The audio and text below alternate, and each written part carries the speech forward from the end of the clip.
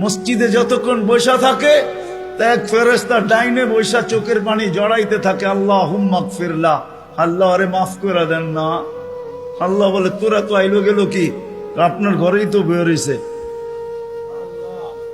আমাকে জিজ্ঞাসা করেন কেন তোর দিলে এত ব্যথা কেন?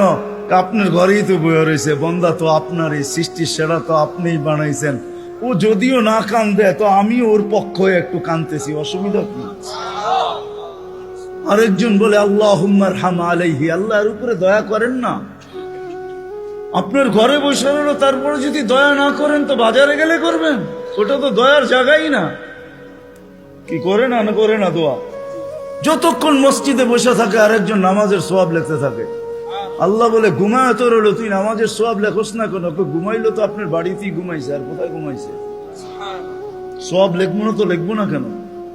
এটাও ফেরেশতা চালায়। আপনি ভাবেন শ্বাস প্রশ্বাস এমনি নেন? কন্ট্রোল রুম আছে, কন্ট্রোল রুম। হ্যাঁ, হাবায়েক ফি আখবারিল মালায়েক কিতাবে আছে, জালালউদ্দিন সুয়ুতী রহমাতুল্লাহ আলাইহি লেখা। যখন শ্বাস নেই তো ফেরেশতা বলে আল্লাহ আমসিকা ওয়াতরুক, বন্ধ করে দিব না খোলা রাখবো? আল্লাহ 1,60,000 বার মেসেজ থ্রো করে, অটো উতরুক আলী আবদি আজাল, খোলা রাখ, সীমা রেখা দেওয়া আছে। যেদিন সীমা রেখায় আসবে ওই দিন বলবো টানবো তো আর ছাড়তে দিবি না, ছাড়বো তো আর টানতে দিবি না। বিনা দ্বিধায় 1,60,000 বার শ্বাস প্রশ্বাস নিতেছি। আসেন একটু ভাবি। সুর তো আমার কাছে নাই যে আমি আপনাদেরকে পাগল করব।